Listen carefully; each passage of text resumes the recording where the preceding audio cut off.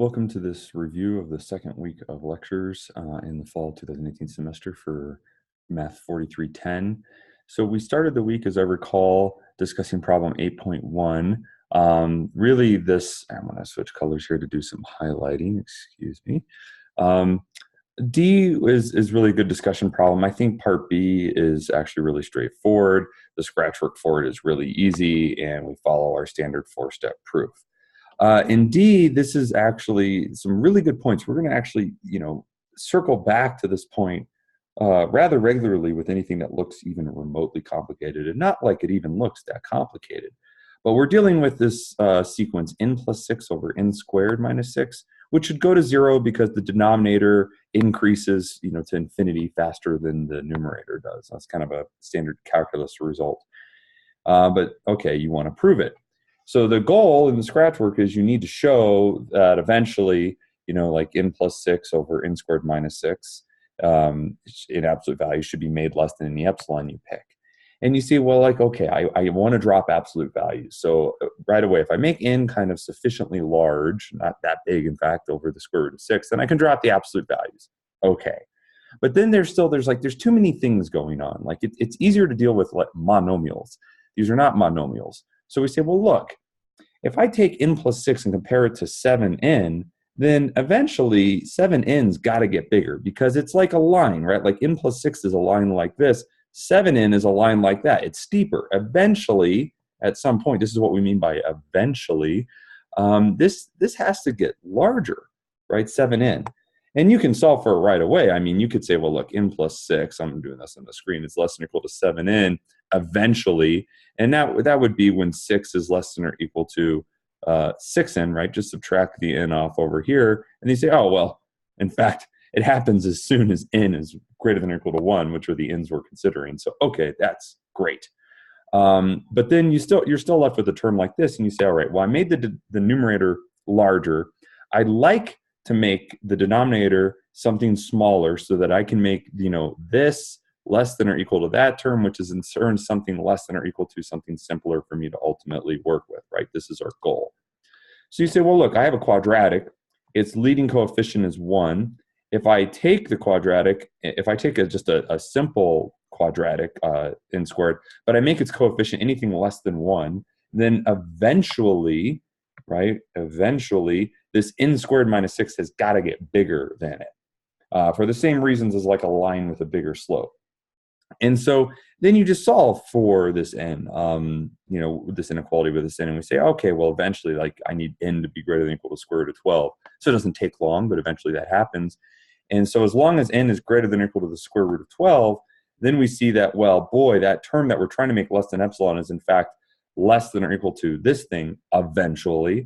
And that is just a 14 over n. It simplifies. And boy, is that simple to solve for what n is in relationship to epsilon, or what inequality it has to satisfy.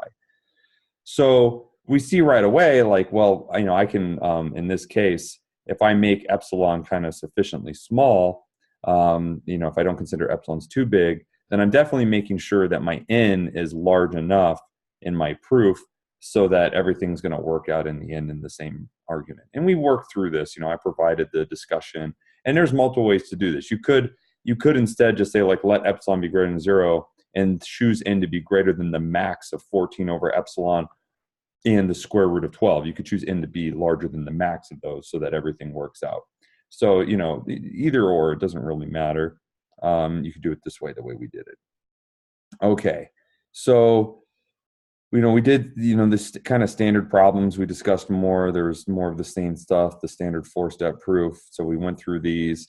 Then we got to this discussion of problems that are more, we're using properties of convergence to prove something else, in this case, more convergence. But we don't have to prove that S sub n converges to 0. We're given that. We're trying to show something else happens, like in 8.4, that the sequence defined by Sn times Tn, where Sn is a sequence that converges to 0 and Tn is a bounded sequence, that also converges to 0. And so we talked about this scratch work. You basically see, well, I can choose a constant m that's greater than 0. That's what it means for Tn to be bounded. If there's really a constant greater than or equal to 0, but you might as well assume it's strictly greater than 0 so that you can divide by it when you need to. And then we see, like, okay, I just basically need to be able to make S sub n less than epsilon over m. Well, epsilon over m is just some positive number. If S sub n goes to 0, eventually it has to be smaller than it. So eventually is there has to be some n, because this is what I'm assuming to be true. I don't have to prove it. And so then you just say, well, okay, like for whatever n that works for epsilon over m for the sequence Sn, choose that n. And that's just how you have to write out that second step. You know, it's kind of a little bit long, but you're saying, look, I'm going to choose this positive constant, just any one that bounds this sequence Tn. Then epsilon over m is this positive number, and there has to then be an n such that absolute value of Sn is less than that positive number. Otherwise, Sn doesn't converge to 0, and that's what we're assuming to be true. And then once you have that, you know, step 3 and 4, step 3 is always trivial, and step 4 follows just like you do in the scratch word. 8.9, we're using this concept of kind of eventually to do a proof by contradiction. I'm not going to cover that one. We talked about that, I think, long enough in class, but I'll kind of just scroll slowly through the screen here if you want to compare what I have written to what is in your notes. So you can kind of pause this video and compare and make sure you have everything. I want to get really to the negation of convergence divergence. And so the summary for this was we want to work directly with the negated definition of convergence to say what divergence is. Logical negation means that any there exist becomes a for every or for all, and every for all becomes a there exist. So we just see this pattern emerge in this precise definition of divergence. Instead of saying there exists some number s, we say for all s. Instead of saying for all epsilon greater than 0, we say there exists epsilon. Instead of there exists a capital N, it's for all n. And then there exists a little n instead of for all n's greater than or equal to capital N. And the only inequalities that ever change are ones that are implications of things you're doing. And so since we had strict less than epsilon in convergence, we get greater than or equal to epsilon. So more or less you want to see that pattern. We do the same thing where we underline or kind of observe each of these logical quantifiers that there exist the for alls. They tell us each step of the proof in the order. Oops, this just kind of crashed. Hold on, I'm going to pause this. Oh, it's back. Okay. This tells us each step of the proof that we're going to do in order. And then, of course, the final step is always the conclusion you're making. And so we use this to prove -1 to the n diverged. We reasoned why if we have a sequence that's oscillating mainly between two terms, we want to choose an epsilon, right? Because there exists, so we're going to choose an epsilon. We're not going to let epsilon be greater than 0. So we're going to choose an epsilon that's like less than or equal to, let's say, but generally less than half the distance between the extreme terms that are oscillating an infinite number of times in a sequence. So we did that here, and then we structure our proof, and we see, well, we have to kind of deal with two cases. We talked about this. You have to if you have a sequence where there's terms that are oscillating, then you're going to have to kind of split it up into two cases that's based on the midpoint between the oscillations. Since this sequence is oscillating between -1 and 1, you're going to split this up into cases where s is greater than or equal to 0 and where s is less than 0. So these are your two cases. And then we just explain, you have to split up steps 4 and 5, the final two steps of this proof. You have to do them for each case. So you're just repeating the structure of the argument. Let's see here. Then we talked about special divergence to positive or negative infinity. We put it in symbols and, said S sub n converges to positive infinity if for all m greater than 0, there exists some point in the sequence such that for all the terms after that, you have that S sub n is greater than m. And a way to put that in maybe more common English is a sequence Sn converges to infinity if for every positive number, Sn eventually always becomes larger than it. That might be a way to phrase that in the common tongue. We proved n squared went to positive infinity. This was a class activity. I look like everyone more or less got this. There was some confusion of, in this definition now, there's not an epsilon, but there's this for all n greater than 0, and the n comes after, and it might depend on m. In fact, it generally will. And we see this. If I let m be greater than 0, I need to choose n to be greater than m, right? Because you're looking for when is s sub n greater than m. Well, S sub n is n squared, and this is your scratch work. You're like, oh, I need to figure out when that's the case. Well, it happens when n is greater than the square root of m.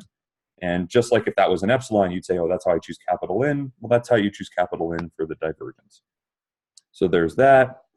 We had a summary of what does it mean when we're discussing a sequence. There's basically three possibilities.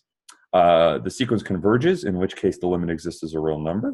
The sequence could diverge to positive or negative infinity, and so the limit exists, but we're not saying the sequence converges, or just the limit doesn't exist at all, and then we just say the sequence diverges, but it's not a divergence to positive or negative infinity. These were the cases. And so there was another problem, 7.1d. That one, it's sine of n pi over 4, and so there's some oscillation between -1 and 1, but it's not every even and odd term is -1 and 1.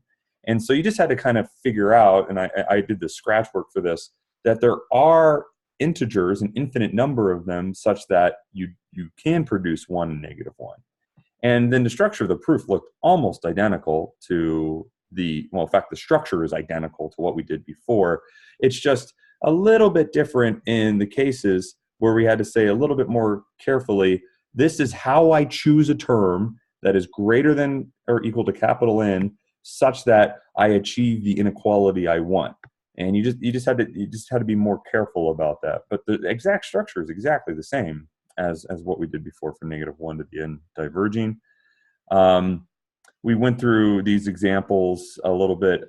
73 plus -1 to the n is diverging. It's just oscillating between 72 to 74. And you could structure a proof really identical. I recommend you try it, just like the previous examples we've seen of proving that diverges from the definition. Just choosing the epsilon between 0 and 1 because you're choosing an epsilon that's less than half the distance between the oscillating terms. -1 to the n times n diverges. And it has subsequences that diverge to positive or negative infinity, namely the even or odd terms, respectively, of the sequence. But it doesn't diverge to either of those. It just diverges as a whole sequence. And you can choose any epsilon greater than 0 in a proof, and I recommend you try that. And in part K, this I was going to do, so I'll talk a little bit about that. You want to show this diverges to positive infinity. So just like what we've seen before, this is kind of like too complicated of a sequence. And before, when we wanted to show that we could make some sequence less than epsilon or some function of n less than epsilon, and we try to bound it above by something that's simpler that can be made less than epsilon. So think in terms, I'm going to scroll up here to the problem with the quadratics that we saw before, if I can find it. Oh my gosh, look how much material we've covered. In this function, this particular problem, this is part D of, I think, 8.1. Yep. And we did this simplification. Eventually we want to bound that term by that sequence by something simpler that's then very easy to work with to bound it above. Well, here in this divergent sequence that's diverging to positive infinity, you kind of say, well, boy, I need to bound this. I want to make terms greater than m. If I could bound this by something simpler, like below, that is, some function of n that I can make greater than m in a more obvious way, then my life would be easy. And this is exactly the argument we take. We say, well, look, 9n squared minus 18 is a parabola, and the leading coefficient is 9. So eventually that has to get larger than n squared. If this was just n squared minus 18, I might say this is greater than or equal to 1/2 n squared eventually. And then you just have to figure out, well, what does eventually mean? Well, eventually means this. N has to be greater than or equal to 3/2. So pretty quickly. And then that makes my numerator smaller. And then because we're trying to bound something below, I actually want to make the denominator larger. Well, it's kind of similar to before. Well, 6n plus 18 is eventually less than or equal to 7n because the coefficient of the line that is like 7n is steeper than the 6n plus 18. So there's this crossing point. And you just have to figure, where is that? And you just solve for it. Oh, well, n has to be greater than or equal to 18. It's actually easier than that. You could do it this way.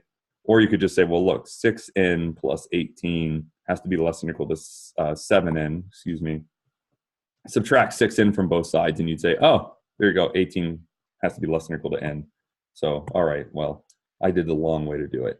So just like kind of we had before, you just say, well, look, I can bound that sequence, 9n squared minus 18 over 6n plus 18. I can bound that below by n squared over 7n eventually. the eventually being n is greater than or equal to 18, because then all these inequalities are satisfied. And then you say, well, that's 1/7 n. And boy, that eventually gets larger than any m, right? Like in the proof, all I would have to do is choose n to be greater than, 18, so that all my inequalities hold that I'm using in my scratch work. And also that this inequality that I really want to use is true, right, for all the simplifications, so that when you get to, your final step in your proof, it's all simple. So the only other thing, this was all written out. So I actually think I want you guys to read this, right? There is an important takeaway, but I had this all included in your notes. I want you to read 8.6 carefully. And we might talk about it for just a couple minutes in class on Wednesday, but see if you have any questions, post them on Canvas ahead of time. Otherwise, I just want to stop the video here. All this stuff in 8.6 is provided. So read through it, see if you have any questions about it, and then I'll see you in class next Wednesday. Enjoy Labor Day weekend.